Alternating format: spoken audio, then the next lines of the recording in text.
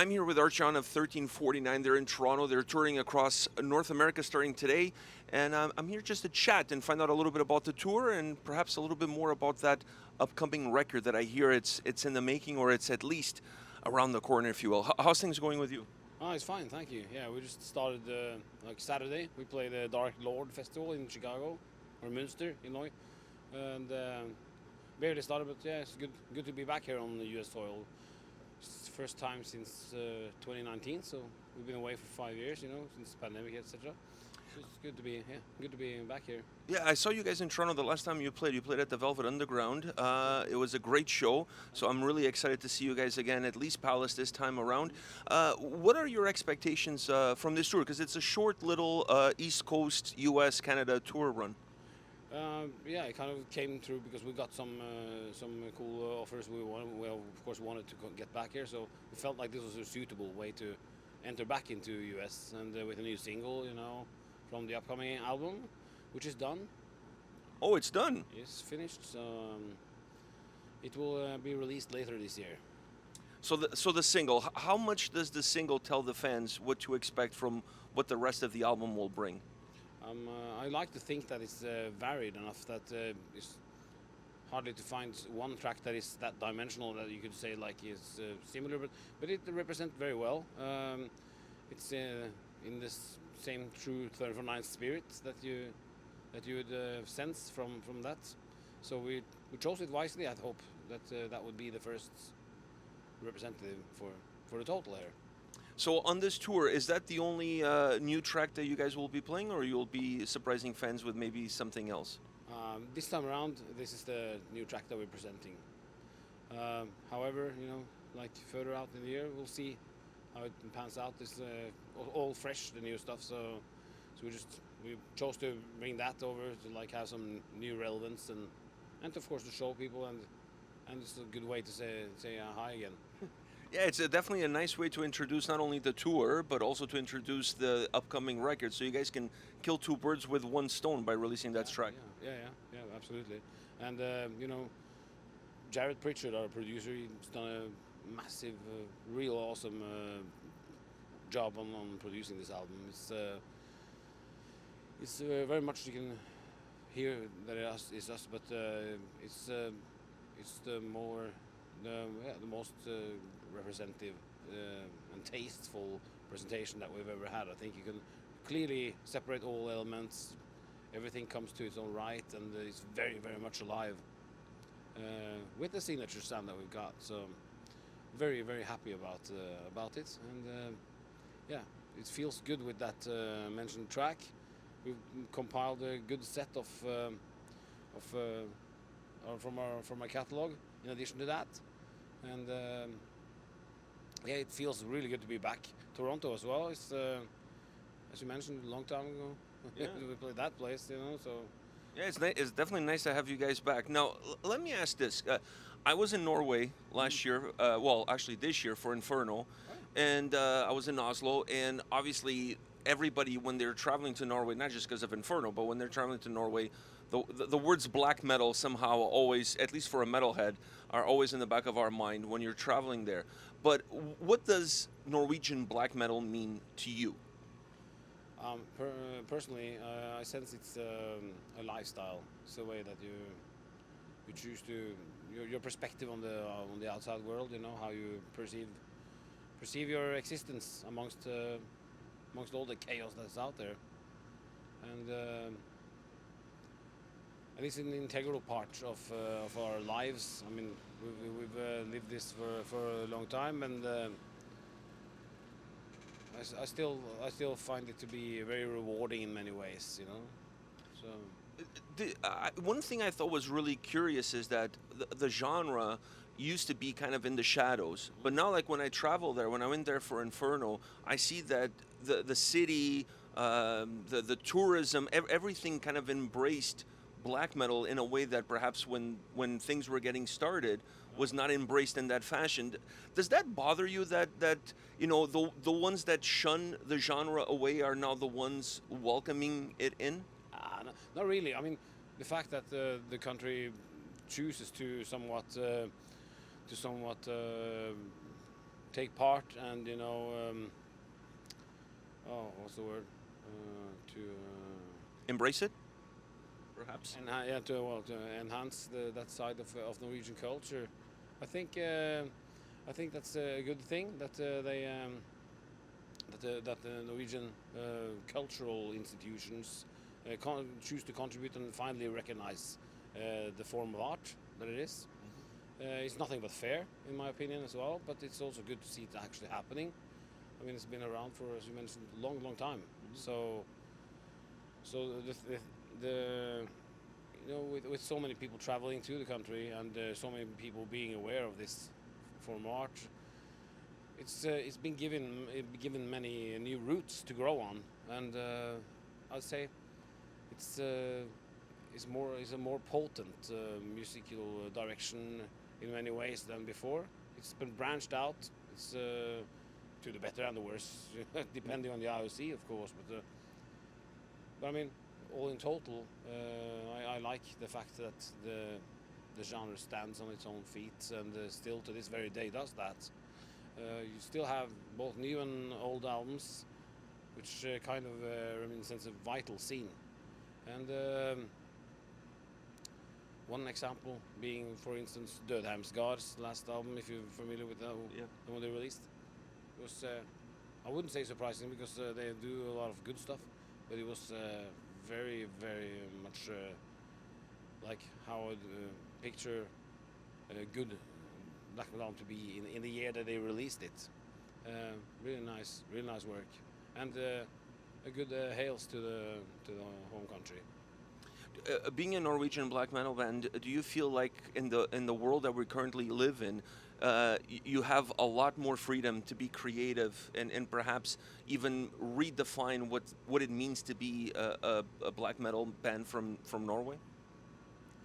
Yeah, I mean, perhaps I mean, it's still, of course, not it's not your average radio style. I mean, it's not something that is more in Norway is known as the vacuum cleaning music. So what you put on. Really? At least by a lot of people, majority is like really coming from the fact that it gives you much energy, and in the tasks that you need, like for instance, working out and like going for a hike, and the way that combined with nature, it would emphasize the total feeling, the total emotion that told some of its parts. When you listen to something like that, like something grandiose, big, and perceive it in the right way, just like when you sit down, when we talk about LPs, vinyl, and that format, it's like a lot of people that I've spoken to about this agrees, that the right way to still listen to that format is to actually take your time to sit down and perceive it in the correct manner. Otherwise, today, so life and age is the way we're living. It's more like, if not all based on social media, and at least the media platforms where we kind of have that fast food version of music. We need to have it fast. We need to have it now. These songs, and that's it. Instead of like taking your time to sit down and travel through it. When you're talking about that, the whole experience, the journey of listening to an album from start to finish, for me, it's something that's really important, something that I grew up with, because I didn't grow up with iTunes or Spotify. I grew up with vinyls and stuff. So for me, that was always really important. When you guys sit down to create a new album, like the one that's coming out, how much thought process goes into making an album that has that journey, that has that consistency from start to finish? Put it like this: it's like depending on what stage the album is in. In the early stages, at least from my aspect, when I compose, it's very much.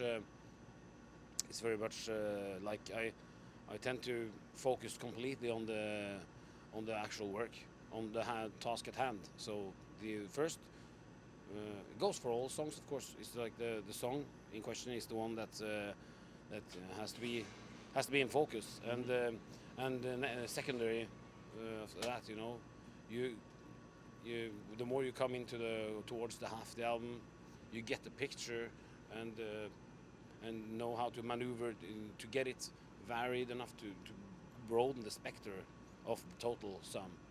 And more so on the last album, but also, I mean, especially on the last 3 albums, we've been very conscious about that, to try to broaden the spectre. And on the last one, I would say that I can totally say with the hand on my heart that it was really, it felt like we succeeded. Do you get that it's easier to tell that you've succeeded at the end of the recording process, or sometimes it takes a little bit more time to listen to the album, have the fans listen to the album, and then maybe go back with a little bit of distance and time from the record and see the album and maybe appreciate it a little bit better for what it is? Definitely, it helps to get it on a certain distance and go and revisit it. It's also part of the whole process. Another part is, of course, Jarrett as the producer's way of attacking it. You know, when he goes into it, which mode he chooses. He has a vision from the start, based on the demos that are already existing, but they are. I was almost saying in no way, but they are in a way the framework, like what we based the final song. But it's also open for improvements and for anything of constructive elements that can be added. You know, I mean, it's the way we work. It's good. It really serves to the Nine's music to have an open mind, to invite to comments, you know, and to have everybody aboard, pulling in the same direction. Well, when you are working on an album like that, and then it's time to pick some singles, because you know the label wants some singles, Spotify needs some singles, the business needs some singles. Is it hard to look at what you would at the overall body of work that you created with a vision, and then pick individual songs out of that overall vision? I wouldn't say so. I mean, that's probably one of the more easier tasks, because when at that time you've listened to it for given that you have listened to it and considered this in the process, in the thought process, and you know, we tend to check it of course on different formats and different stereos and different headphones and speakers and everything to have the correct quality level of quality, and then that means it's you're familiar with each and every work more, and it somehow makes it easier to do exactly that. You know, you know which track, depending on what you. It all comes down to what you want to be representing the album as. You know, do you want it to emphasize the progression elements, or do you want it to be direct and fast and hard hitting, a short, precise one, or I mean, it's all a part of it that comes really natural to us. That's probably the fun part of the process, if you will. Yeah, I mean, at the time when you know that you've got something in store that is good to represent, you know, then something is good to present to people. Then it feels good. Then you are, then it feels good, of course. Well, thank you very much for your time. I think the other thing that feels really good, it's playing in front of fans, and today you guys are going to get to do that in Toronto. Like I said, the last time I saw you guys at the Velvet Underground was a kick-ass show, so I'm definitely looking forward to seeing you guys at Lee's Palace today.